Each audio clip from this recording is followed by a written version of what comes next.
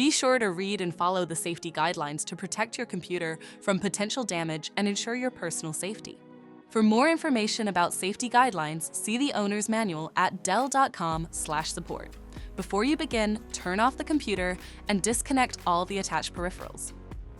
To remove the graphics card, loosen the 2 screws on the side cover and slide the cover off the system. Identify and unlatch the graphics card to remove it from the system. To reinstall the graphics card, place it back in the system and relatch it. Slide the side cover on the system and secure it with the 2 screws. For more information about your Dell system, visit dell.com/support.